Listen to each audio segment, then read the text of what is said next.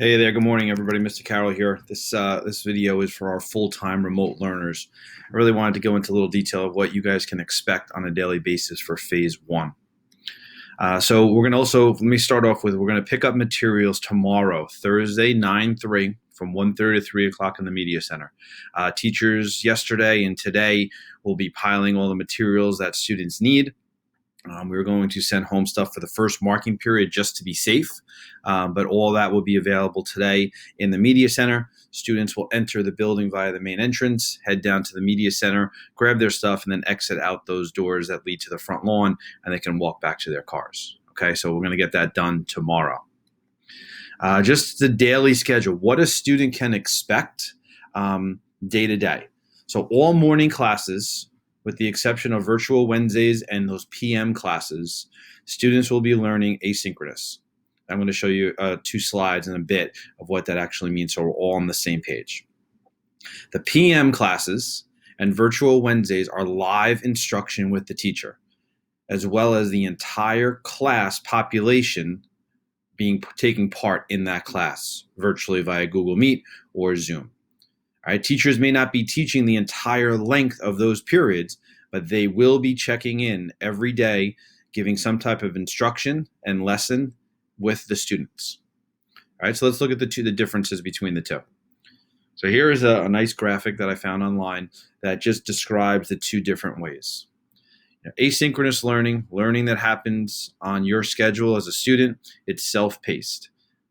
Right? It's flexible. That will be what students are doing on Monday, Tuesday, Thursday, Fridays for the most part when we have full weeks. Virtual Wednesdays are different, as well as afternoon schedules. Right? But students are self-pacing themselves when they're home on those hybrid days where they're not in school. Here's another way to think about it. Synchronous is live, asynchronous is on demand, okay, at your own pace. So the schedule for those live classes, this was sent out in a memo earlier, but just to confirm so you guys know, 1:30 to 2:25 at home. There are 2 classes that go on in the afternoons, each 25 minutes. And then on those virtual Wednesdays that we have, and unfortunately in September, we only have 2 just because of the way the schedule falls. But if we're still in this come October, every Wednesday in October is a full virtual Wednesday. And that's the schedule for those periods as well. Students are expected to be at every class. Attendance will be taken, so make sure you're on time and you set your schedules. Daily schedule. So every day when it's not a Wednesday or a PM, students will be checking in via Genesis for their classes. They will be taking their own attendance. That will appear 5 minutes before the scheduled time of that class to start. We're doing this to help provide structure to a student's day. They do not have to complete the work necessarily in that time period, but they do have to check in. I can't show you that exactly yet because we need the school year to start because of Genesis and behind the scenes things.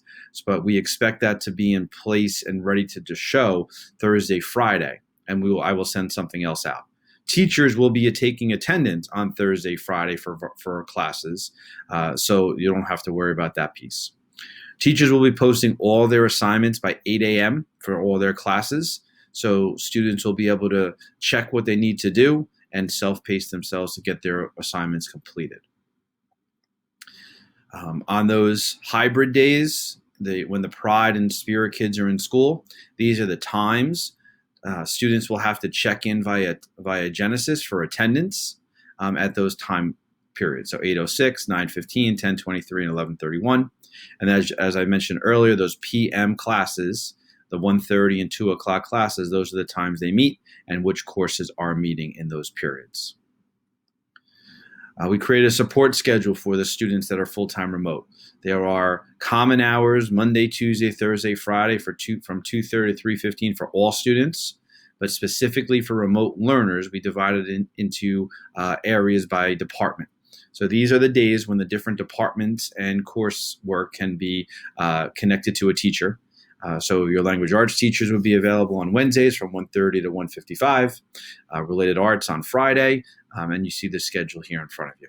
So please take advantage of those times. Teachers will be there and available to answer any questions or to give additional instruction.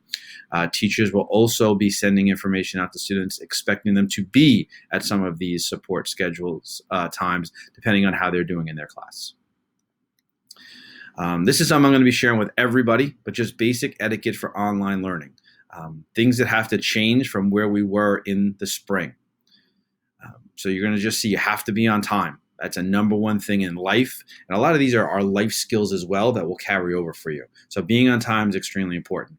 Find a place. Take today to discover a place in your house. Maybe you have a desk set up. Maybe you use the dining room table, clear it off, whatever it may be. Find a place that's going to eliminate distractions. No laying in bed.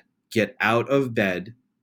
Get into a comfortable place to start your day. We do not want to see you in bed laying down trying to do work.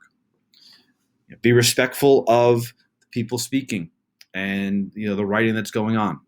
Dress appropriately. Remember, your class and teachers can see you. I'm not saying you can't have pajama pants on, but you definitely should have clothes on, should have appropriate clothes on while you're in class. And just typical online learning, make sure you mute yourself as you jump onto your Meet or Zoom. Try not to eat or drink in front of the camera. Video should be on. Okay, so that started to dwindle as we got as in the spring, but teachers are going to expect to see you. They want to see you. They want to see your eye contact.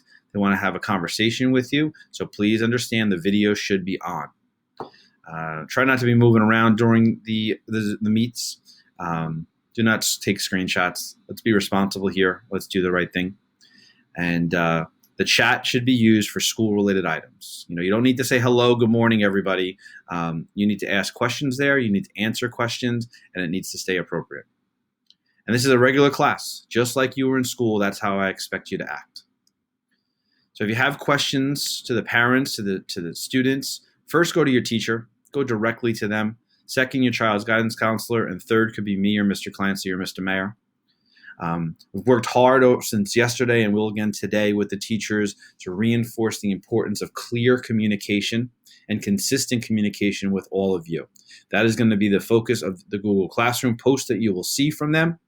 The emphasis for us this year is just to be present, to know that we're there for your students, for you guys when you need us.